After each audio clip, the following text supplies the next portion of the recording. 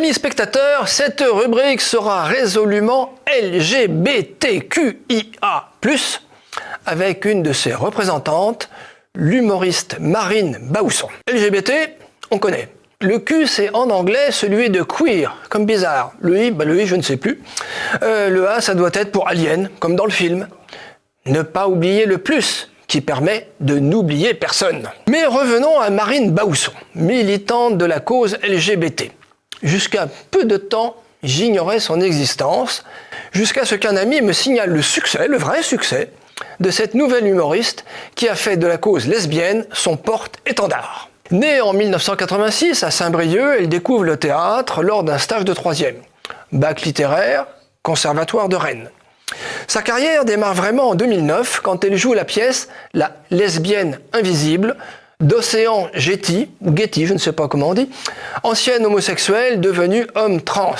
Vous mettrez des guillemets à homme. Comme le note, avec gourmandise, le quotidien La Provence en juillet 2018, je cite, « Océan égratigne avec appétence les BBB ». Pour les curieux, le premier B, c'est les blancs.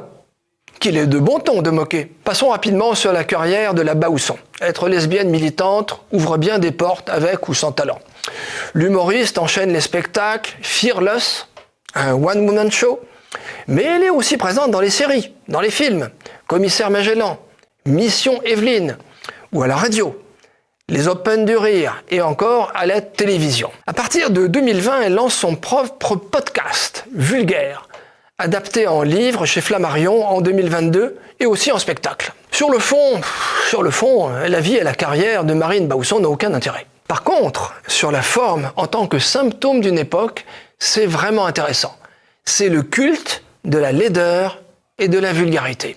Un enthousiasme pour l'informe qui a pu être constaté lors du dernier Eurovision avec la victoire du Suisse Nemo. Une espèce de quoi? Une espèce de machin.